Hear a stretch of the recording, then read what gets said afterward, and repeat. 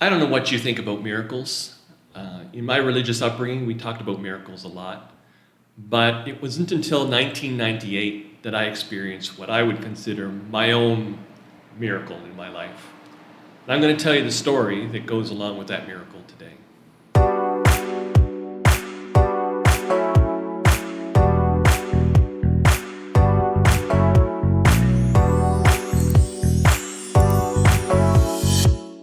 So if you watched the last video I made about the deal that I made with God, you understand that at the end of the story, I got a call from this little school in Maine, in the United States, looking for people to come and teach at their little Christian school.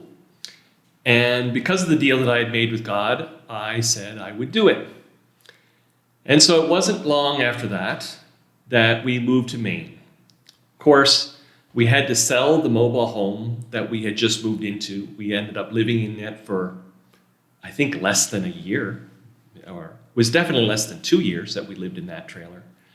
And fortunately, because it was brand new and it was in a very nice location, we actually broke even on that mobile home, which was amazing because if you know anything about depreciating assets, mobile homes are not an appreciating asset, they're a depreciating asset. And the greatest amount of depreciation happens the moment you go from being brand new to used. And so this was now a used mobile home. But we found a real estate agent that was able to help us. And the real estate agent found somebody who loved the place and was willing to pay what we asked for it. And so we literally broke even. I don't think it was like right on the line of, what we owed on it. And so we ended up moving to Maine. And as you also may have known from the last story, I had been now making 30,000 Canadian dollars a year with a $4,000 benefits package, and moved to Maine. And when we went to the interview process, not that there was really much of an interview. The job was mine for the taking, but nobody mentioned anything about money.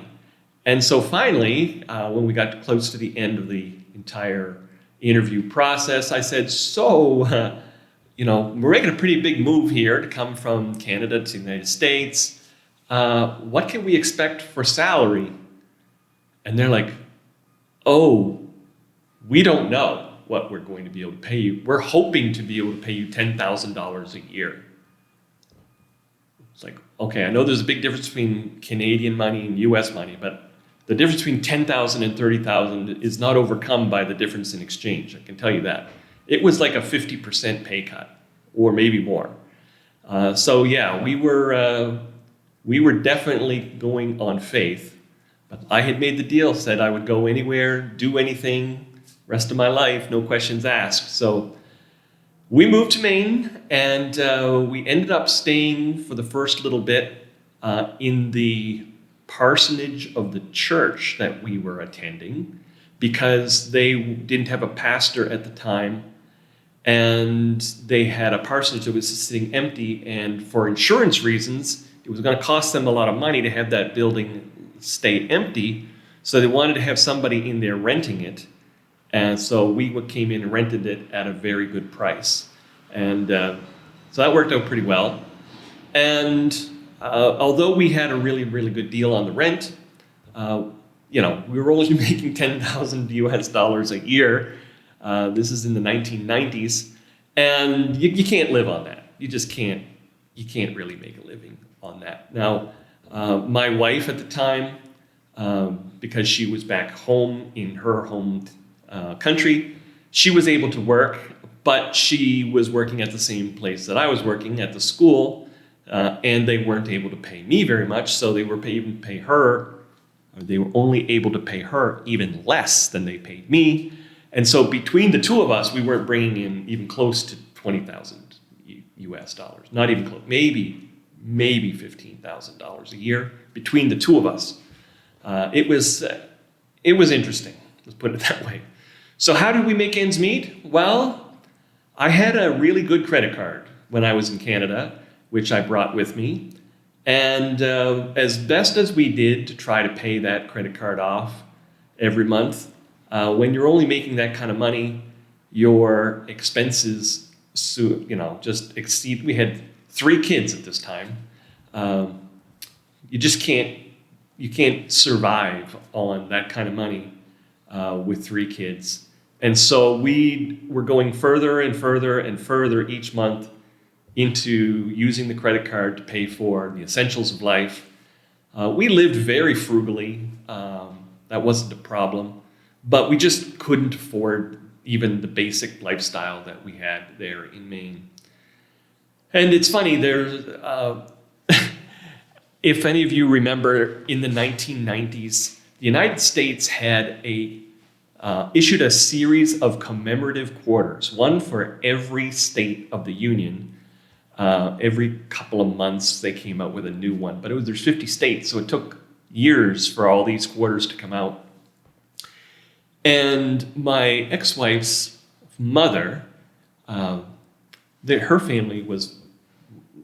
wife's family was very poor at the time too, but they wanted to do something for the kids, and so they decided we're going to get one of those commemorative quarter.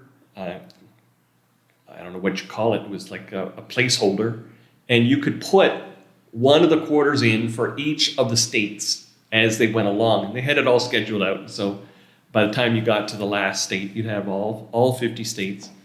And, 50 quarters is a little chunk of money, not much. But things had gotten so bad because we had actually maxed out the credit card that we decided, there's always the commemorative quarters. And I remember that we were poking out the quarters of that gift that we had been given. And although we weren't at the final 50 states, there were enough states in there that we were able to use those quarters to pay for a few essentials here and there. Which leads us up to the fateful day in 1998. It was a Sunday morning, and we woke up getting ready for church. Back then, we always went to church every Sunday.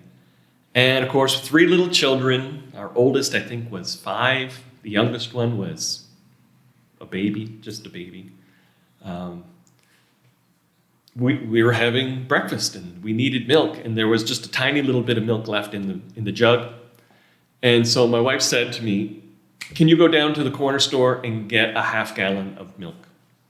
Well, in 1998 in Maine, you could buy a half gallon of milk for about $2. I think it was like $1.96 or something like that. But for $2, you could buy a half gallon of milk at the corner store. And we lived just walking distance from the corner store. It was an easy trip to make. And I remember searching frantically for a way to pay for a $2 half gallon of milk, and coming to the realization that we didn't have enough money to buy a half gallon of milk unless we were literally to go to the pawn shop and sell something that we had. That's how bad things were for us at that point. We realized we had reached the bottom financially. The only step we had from where we were was to start selling whatever assets we had to survive. And so we realized that this was a desperate situation, and at that point, we literally broke down and cried. I just sobbed. As a man, I felt like a complete failure. Here I am.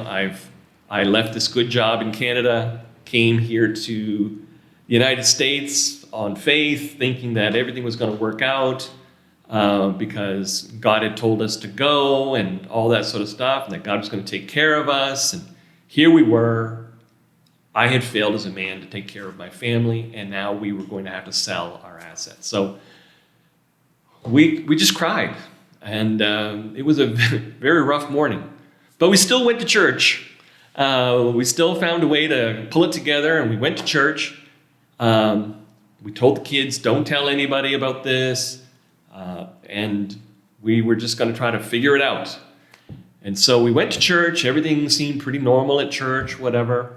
Nobody asked us anything about anything. I don't think anybody noticed that we'd been crying or anything like that.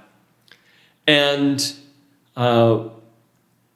when we got done church, of course, we had to come home, and we had a family of 5 that needed to eat lunch. And the reality hit us again. It's like, oh no. Now every meal is a problem. If we don't have enough money for lunch, or if we don't have enough money for milk, then eventually we don't have enough money for groceries. So I instructed my wife at the time to do kind of like an inventory, see what we have. Let's see, like, what can we make for meals for the next few days. Hopefully we'll get paid in the next few days, and we'll be able to get through this. Well, we looked around, and finally my wife opened the refrigerator to check and see what was in the refrigerator that we could maybe eat that day for food. And lo and behold, she screamed. And I'm like, what's going on? And she's like, come here, come here. And so I came, and she showed me what she saw in the refrigerator. And I couldn't believe my eyes. Obviously, she couldn't believe hers either. In our refrigerator was a stack of cash. We have no idea how that stack of cash got there. And obviously, we want to know, how much cash are we talking about? So we pulled the cash out, counted it up. It was $600 in cold, hard cash there in the fridge that had obviously been put there since breakfast, because we hadn't opened the refrigerator door since then. Well, we racked our brain as to who would have put it there, how somebody could have put it there, how anybody would know to put it there. We didn't tell anybody about what our financial struggles were or anything like that. I mean, my wife's family knew a little bit, but they were too poor to do anything about it. They certainly didn't have $600 to put in our refrigerator. They didn't have $600 to put in their own refrigerator. So we did ask around over the next couple of weeks, try to find out who did it, so that we could thank them for what they did. But anybody that we asked said they didn't have a clue anything about it. They didn't know, and they were very happy that it showed up for us, but they were like, wow, that's quite a story. Love to know, if you find out who did it, I'd love to find out who did it too, And so to this day, 2025, still remains a mystery as to how that $600 in cash ended up in our refrigerator. Now, I don't believe the door was locked to the house. This was Maine in 1998. It was pretty safe. We didn't always lock the door. Sometimes we did, but usually only when we were going away for an extended period of time. I mean, we were only going to be at church for like an hour or two, so I don't think we had locked the door. So somebody could have gotten in and put money in there. And again, was it a miracle? Probably not. I mean, probably 99.9% chance somebody that knew us entered our house and put $600 in the fridge because they thought we needed it. That's probably what happened.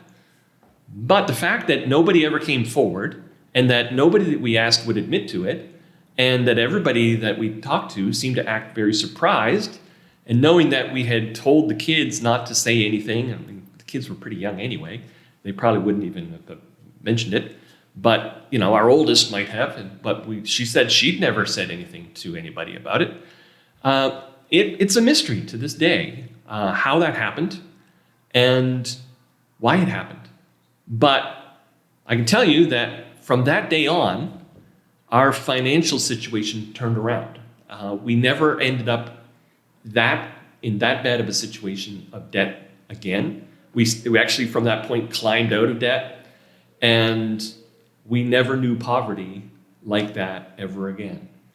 And so, considering that I had made a deal with God that we would go wherever He wanted us to go, and anytime, no questions asked sort of thing, with the understanding that God was going to take care of us. I mean, that was the whole premise of my deal with God, was that if you can provide these three big things, then you can take care of us in our daily needs. And so for us, that was a miracle.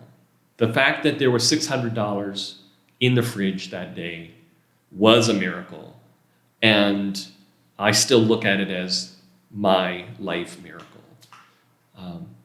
Even though I know logically it's almost 100% certainty that somebody broke into our house and put money in the fridge. The fact that we don't know what it is, it makes it seem like a miracle to us. And so I think the takeaway from this is, what is a miracle? Is a miracle really something that defies science? Would it have to be that $600 just sort of spontaneously manifested itself? That nobody actually entered our house and that it just magically appeared? To me, no. That's not the requirement of a miracle. For me, a miracle is something that happens in your life that for you is so special and so inexplicable. You can't explain it, but you know that it happened. And that's all that really matters, is that it's a miracle to you. I think that miracles are very personal. And I hope that you've had a personal miracle story as well. If you have, feel free to share in the comments. I'm sure that other people would love to hear about your miracle stories. But that's mine. I hope you enjoyed it. And there's lots more stories to come. So, all the best.